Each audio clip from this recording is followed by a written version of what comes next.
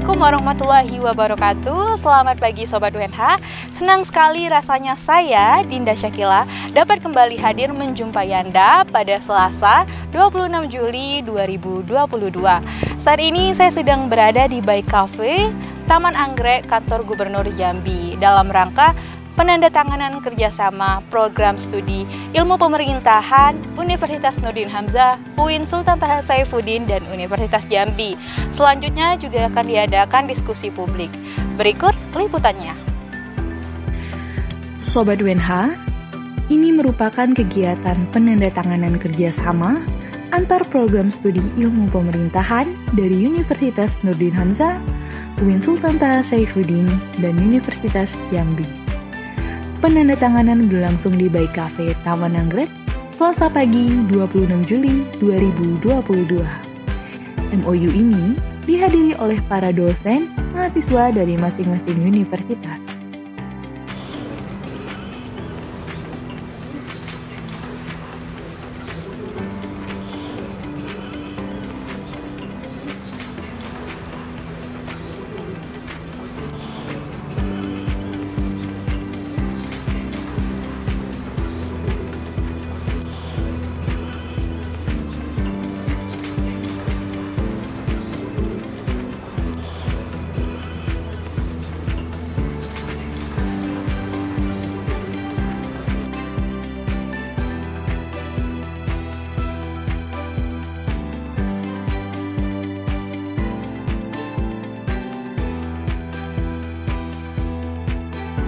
Adapun tujuan dari kerjasama ini sendiri antara lain untuk meningkatkan mutu ilmu pemerintahan dan mendukung program Merdeka Belajar Kampus Merdeka, sebagaimana yang disampaikan oleh Ketua Prodi Ilmu Pemerintahan dari ketiga universitas yang bekerja sama ini.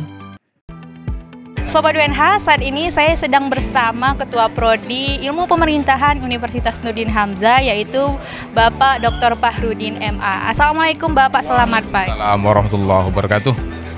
Nih Pak, terkait dengan penandatanganan kerjasama, apa sih Pak sebenarnya tujuan dari kerjasama ini? Oke, sebenarnya kan ini kan bagian dari kebutuhan sebetulnya, bahwa ke depan pengembangan program studi itu tidak bisa berdiri sendiri, tetapi juga harus bekerja sama dengan program studi lainnya, bahkan bisa lintas program studi. Nah, hari ini kita ingin agar UNH, khususnya ilmu pemerintahan, itu tidak hanya sendiri, tetapi juga berkolaborasi dengan universitas lain, terutama yang ada prodi ilmu pemerintahan. Dalam hal ini adalah UIN STS Jambi dan Universitas Jambi. Sehingga kita mengadakan kegiatan ini, dan ke depan tidak hanya sebatas tanda tangan dan lain sebagainya, tapi juga ada kolaborasi di bidang penelitian, pendidikan, bahkan juga ada publikasi ilmiah dan lain sebagainya. Dan itu diperuntukkan untuk sekali lagi mendukung program pemerintah, terutama Menteri Pendidikan ya, terkait dengan Merdeka Belajar dan Kampus Merdeka ini. Wah, ini sangat menarik banget nih terkait dengan program-program kerjasama ini. Lalu Pak, apa sih kompensasinya untuk kampus UNH sendiri terkait dengan kerjasama ini?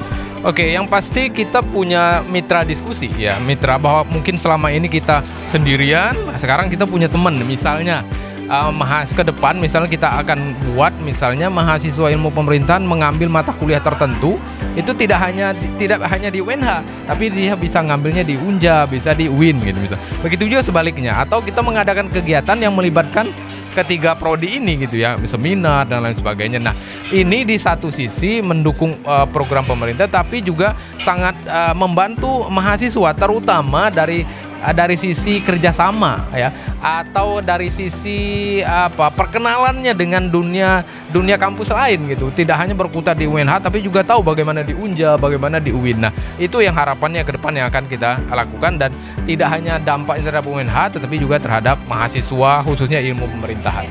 Saat ini saya sedang bersama Ketua Prodi Ilmu Pemerintahan Universitas Jambi, yaitu Bapak Makmum Wahid SIP MA. Assalamualaikum Bapak, selamat. Assalamualaikum warahmatullahi wabarakatuh. Selamat.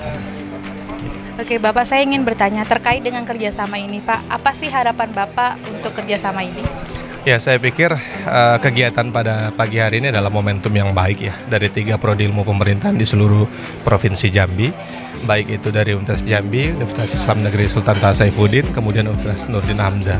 Nah, ini merupakan bentuk komitmen bersama begitu. Kehadiran ilmu pemerintahan itu bisa memberikan kontribusi nyata terhadap tata kelola pemerintahan Provinsi Jambi yang lebih baik ke depan. Selanjutnya program apa saja sih Pak yang akan dilakukan terkait dengan kerjasama ini? Ya, karena ini di bawah perguruan tinggi, maka skema yang kita siapkan itu adalah Tridharma perguruan tinggi. Di dalam pendidikan misalnya, kita bisa bertukar dosen, bertukar mahasiswa, karena ini semangat dari program Pak Menteri melalui kampus Merdeka Belajar, sangat memungkinkan antara 3 kampus ini bisa melakukan kerjasama. Termasuk dalam penelitian ya, jadi riset kolaborasi kita sudah lakukan. Di Unja sendiri kita sudah berkomitmen dengan beberapa kampus, Universitas Brawijaya, kemudian Universitas Maritim Raja Ali Haji, untuk kemudian isu-isu tertentu yang ada di Jambi kita bisa respon melalui hasil penelitian. Begitupun pengabdian. Nah, insya Allah dengan kolaborasi yang dilakukan di ilmu pemerintahan 3 universitas ini nantinya bisa memberikan kontribusi terhadap kebutuhan publik Jambi. Sobat UNH, saat ini saya sedang bersama Ketua Prodi dari Prodi Ilmu Pemerintahan UIN Sultan Taha Saifuddin, yaitu Ibu Dr. Irmawati Sagala MSI. Halo Ibu, Assalamualaikum. Waalaikumsalam warahmatullahi. Tadi kan Bu telah dilakukan penandatanganan kerjasama. Apa sih Bu tujuan dari penandatanganan kerjasama ini? Ya, penandatanganan kerjasama ini kan tujuannya untuk kita bisa melaksanakan kegiatan Tridharma perguruan tinggi secara bersama, terutama sekarang dalam era MBKM ya, Merdeka Belajar Kampus Merdeka itu memang dituntut kita lebih banyak berkolaborasi dengan institusi lain, baik itu kampus maupun institusi pemerintahan bahkan swasta, untuk bisa meningkatkan kompetensi lah ya, atau profil lulusan kita menjadi lebih baik gitu. Selanjutnya Bu, apa sih harapan ke depannya terkait dengan kerjasama ini? Ya, harapan kita memang nanti penandatangan MOA ini tidak hanya sebatas penandatanganan, tapi bisa dilaksanakan kegiatan-kegiatan kolaboratif ya, baik itu dalam pendidikan, penelitian maupun pengabdian masyarakat. Insya Allah dalam waktu dekat akan segera kita rancang kegiatan-kegiatan real dari realisasi MOA ini. Baik Ibu, terima kasih atas waktunya.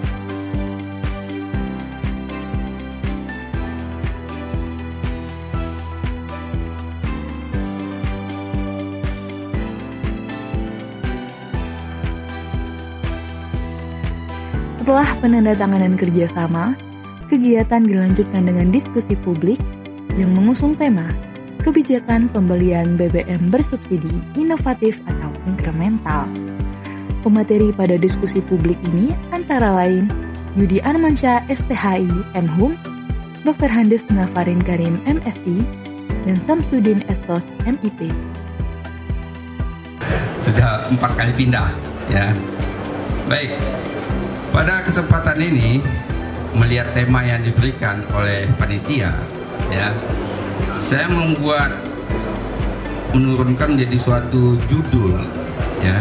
Judulnya adalah kebijakan pemerintah yang berpihak, ya.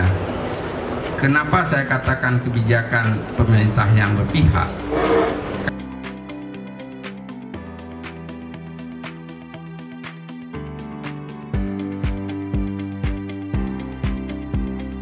Sobat UNH, saat ini saya sedang bersama Bapak Yudi Armansyah STHI MH yang merupakan narasumber dari diskusi publik tadi. Nah Pak, saya sedikit terbesit nih yang seperti yang dikatakan Pak Fahrudin tadi dengan penggunaan aplikasi My Pertamina ini, bahwa kalau sudah kita melakukan screenshot itu bisa digunakan. Bukankah itu bisa akan terjadi banyak penyalahgunaan nantinya Pak dari beberapa oknum tertentu? Bagaimana tanggapannya Pak? Ya, secara khusus kalau untuk aplikasi My Pertamina ini memang berdasarkan kajian kami tadi diskusi juga, itu memang masih banyak kelemahan. Pertama, ini kan sifatnya digital ya, pemanfaatan jaringan internet salah satunya. Nah, belum lagi persoalan aplikasinya sendiri. Kita sering kan dalam istilah IT itu kan ada gangguan ya, WAN-bitnya, ketika bagaimana masyarakat ketika masuk seluruhnya ke dalam satu sistem untuk katakanlah mendaftar, untuk membayar yang dalam sistem barcode itu, bagaimana itu ketika terjadi gangguan, apa kebijakan yang harus dibuat oleh pihak SPBU atau bahkan pihak Pertamina sendiri. Karena hal-hal teknis ini berdasarkan kajian kami tadi, ini yang belum diantisipasi. Pemerintah belum menyiapkan infrastruktur pendukung untuk agar kebijakan ini berjalan dengan lancar di lapangan seperti itu. Gitu. Terima kasih Bapak atas waktunya. Oke. Nah Pak, setelah melakukan penandatanganan kerjasama kan juga diadakan diskusi publik dengan tema kebijakan pembelian BBM nih Pak. Kenapa tema ini dipilih sebagai tema diskusi? Bukankah ada tema-tema lain yang lebih menarik Pak? Oke, jadi gini, kita ingin diskusi ini juga punya kontribusi tidak hanya bagi kampus tapi juga bagi masyarakat, bagi negara.